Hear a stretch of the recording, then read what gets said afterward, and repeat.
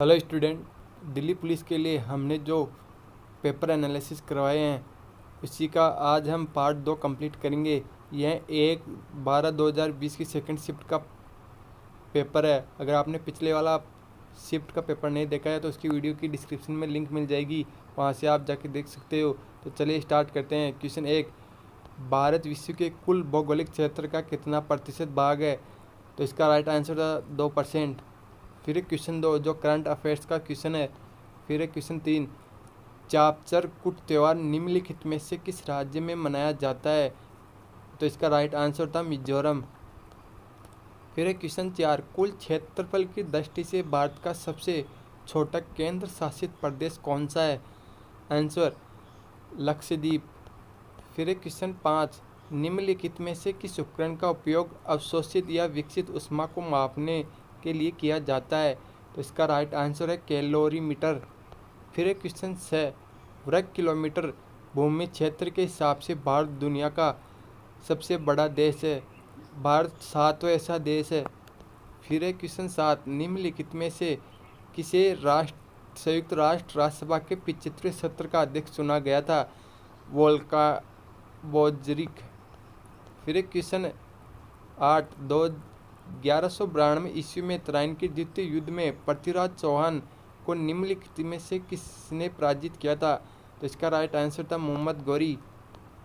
फिर एक क्वेश्चन 9, भारतीय संविधान के निम्नलिखित अनुच्छेदों में से कौन सा राष्ट्रीय अनुसूचित जाति आयोग से संबंधित है? तो इसका राइट आंसर है अनुच्छेद 338। फिर एक क्वेश्चन 10, निम्नलिखित में से कौन सा भारतीय संविधान की 7वीं अनुसूची में राज्य सूची में शामिल मामला है? तो इसका राइट आंसर है बाजार और मेले।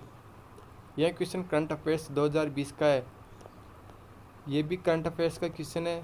फिर एक क्वेश्चन 13, प्रख्यात संगीतकार अरविंद पारिक निम्नलिखित में से किस वाद्य यंत्र से संबंधित है? तो इसका राइट आंसर सितार था। फिर एक क्वेश्चन 14, निम्नलिखित में से नियमों के माध्यम से राज्य लोक सेवा आयोग के अध्यक्ष की संख्या और उनकी सेवा की शर्तों का निर्धारण कर सकता है? तो आंसर राज्यपाल। क्वेश्चन 15, गोटिपुआ लोक नृत्य शैली निम्नलिखित में से किस राज्य से संबंधित है? तो इसका राइट आंसर था ओडिशा। फिर एक क्वेश्चन 16, समुद्री उत्पाद निर्यात विकास प्राधिकरण की स्थापना कब हुई थी? तो इसका राइट आंसर था 1972 में। फिर एक क्वेश्चन 17, निम्नलिखित प्रसिद्ध चित्रकारों में से किसने भारत में 20वीं शताब्दी के सबसे बेहतरीन भवनों में से एक बेल्जियम दूतावास के वास्तुकार के रूप में भी काम किया था? तो इसका राइट आंसर था सतीश गुजराल।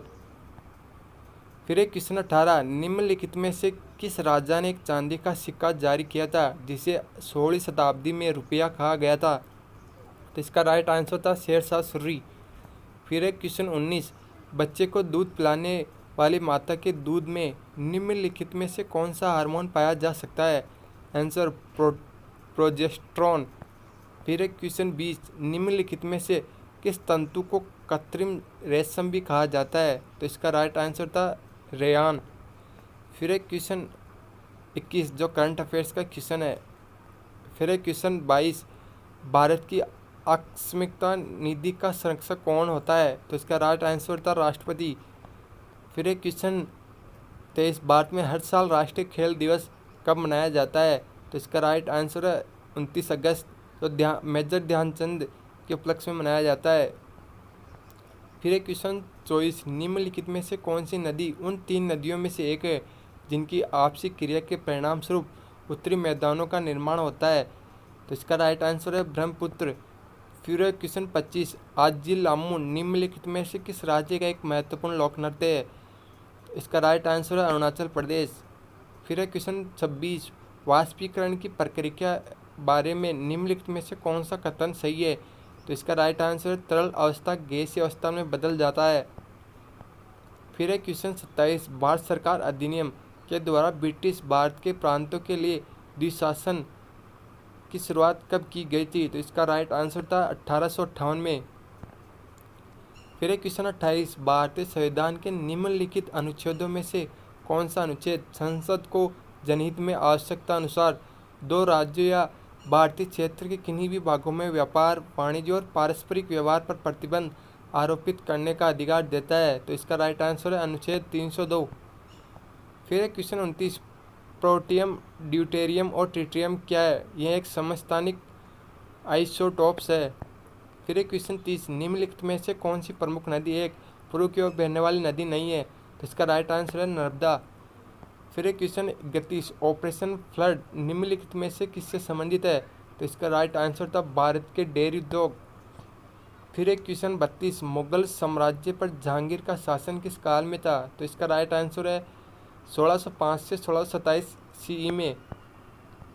फिर क्वेश्चन करंट अफेयर्स का आ गया। फिर क्वेश्चन 34, निम्नलिखित में से कौन सा रोग प्रोटीन की कमी के कारण होता है? तो इसका राइट आंसर है क्वाशियोकोर।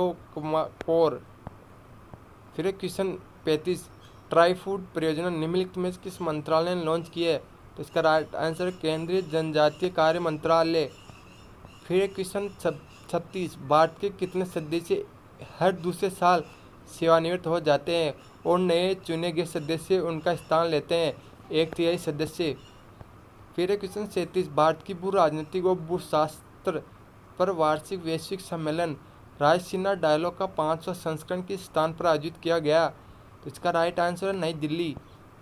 फिर क्वेश्चन 38, जो करंट अफेयर्स का क्वेश्चन है 2020 में पूछा गया है।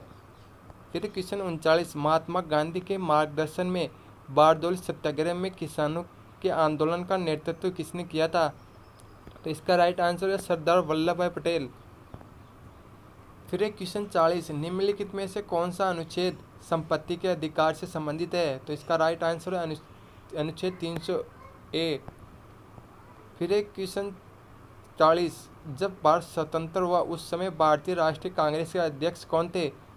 तो इसका राइट आंसर है JP कृपलानी। फिर क्वेश्चन 42, जो करंट अफेयर्स का क्वेश्चन है। फिर क्वेश्चन 43, बहमनी साम्राज्य की स्थापना किसने की थी? आंसर अलाउद्दीन बहमन शाह ने। फिर क्वेश्चन 44, जो 2019 के करंट अफेयर्स में पूछा गया है। फिर क्वेश्चन 45, निम्नलिखित में से कौन हिंदुस्तान रिपब्लिकन एसोसिएशन के महत्वपूर्ण सदस्य थे जिन्होंने अपने साथियों के साथ काकोरी ट्रेन डकैती की थी? तो इसका राइट आंसर है अशफाकुल्ला खान। फिर क्वेश्चन 46, सालार जंग संग्रहालय निम्नलिखित में से किस शहर में स्थित है? तो इसका राइट आंसर है हैदराबाद। फिर क्वेश्चन 47, आधार आधारित लेन देन के लिए आइरिस आइडेंटिफिकेशन की पेशकश करने वाला पहला बैंक निम्नलिखित में से कौन सा है? तो इसका राइट आंसर है एक्सिस बैंक। फिर क्वेश्चन 48, जो करंट अफेयर्स का है 49वीं करंट अफेयर्स का है और 50वीं। आपको वीडियो कैसा लगा हमें कमेंट में ज़रूर बताइए और ऐसे ही वीडियो आपको इस चैनल पर मिलते रहेंगे। कृपया चैनल को ज़रूर सब्सक्राइब करें। Thank you.